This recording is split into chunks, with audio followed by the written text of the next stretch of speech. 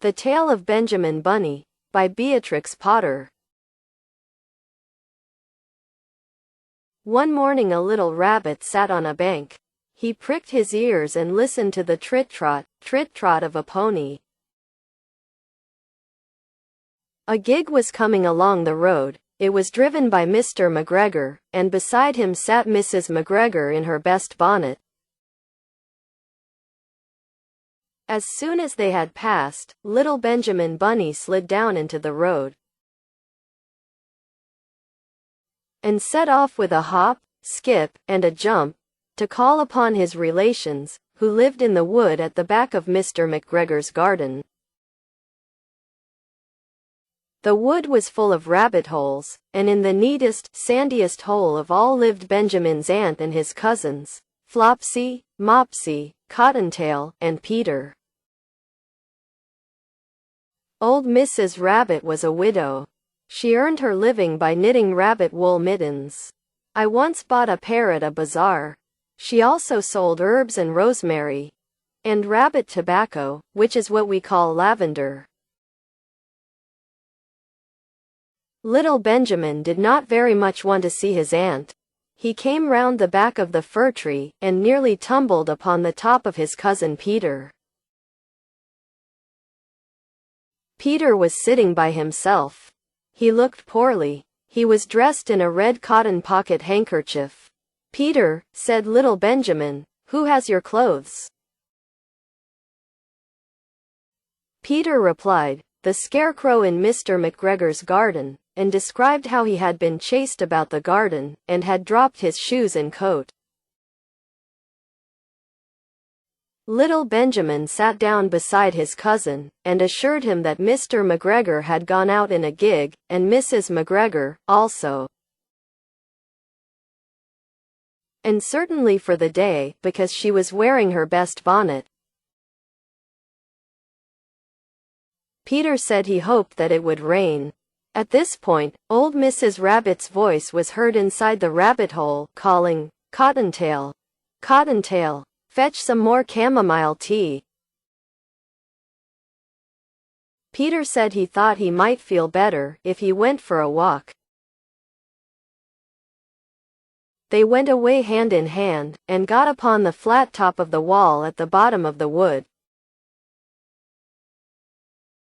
From here they looked down into Mr. McGregor's garden.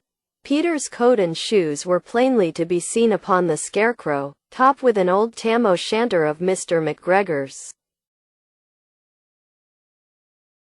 Little Benjamin said, "It ruins one's clothes to squeeze under a gate. The proper way to get in is to climb down a pear tree." Peter fell down head first, but it was of no consequence. The bed below was newly raked and quite soft. It had been sown with lettuces. They left a great many odd little footmarks all over the bed, specially little Benjamin, who was wearing clogs. Little Benjamin said that the first thing to be done was to get back Peter's clothes, in order that they might be able to use the pocket handkerchief. Benjamin tried on the tam-o'-shanter, but it was too big for him. Benjamin tried on the tam-o'-shanter, but it was too big for him.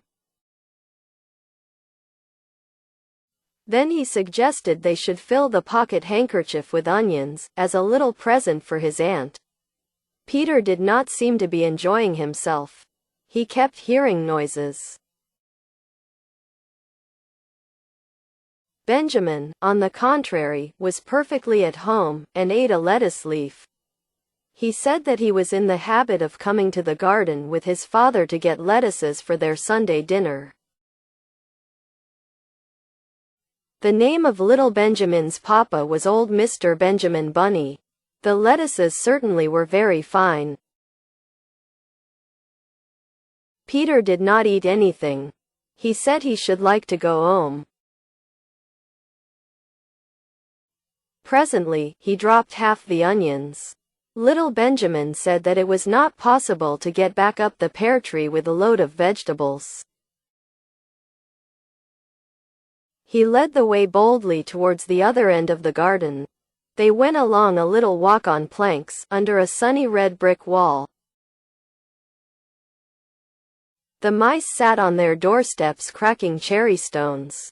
They winked at Peter Rabbit and little Benjamin Bunny. Presently, Peter let the pocket handkerchief go again. Peter Rabbit and Benjamin Bunny then got amongst some flower pots, frames, and tubs. Peter was a step or two in front of his cousin when he suddenly stopped. This is what those little rabbits saw round that corner. Peter was a step or two in front of his cousin when he suddenly stopped. The cat got up and stretched herself, and came and sniffed at the basket. Perhaps she liked the smell of onions. Anyway, she sat down upon the top of the basket. She sat there for 5 hours.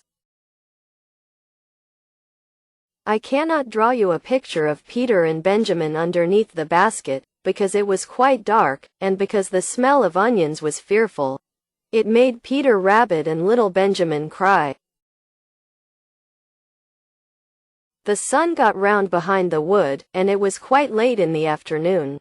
But still the cat sat upon the basket. At length there was a pitter-patter, and some bits of mortar fell from the wall above. The cat looked up and saw old Mr. Benjamin Bunny prancing along the top of the wall of the upper terrace. He was smoking a pipe of rabbit tobacco, and had a little switch in his hand. He was looking for his son. Old Mr. Bunny had no opinion whatever of cats. He took a tremendous jump off the top of the wall onto the top of the cat. He cuffed it off the basket, and kicked it into the greenhouse, scratching off a handful of fur. The cat was too much surprised to scratch back. When old Mr. Bunny had driven the cat into the greenhouse, he locked the door. Then he came back to the basket and took out his son Benjamin by the ears, and whipped him with the little switch. Then he took out his nephew Peter. Then he took out the handkerchief of onions, and marched out of the garden. When Mr. McGregor returned about half an hour later, he observed several things which perplexed him. It looked as though someone had been walking all over the garden in a pair of clogs, only the footmarks were too ridiculously little. Also, he could not understand how the cat could have managed to shut herself up inside the greenhouse, locking the door on the outside. When Peter got home, his mother forgave him, because she was so glad to see that he had found his shoes and coat. Cottontail and Peter folded up the pocket handkerchief.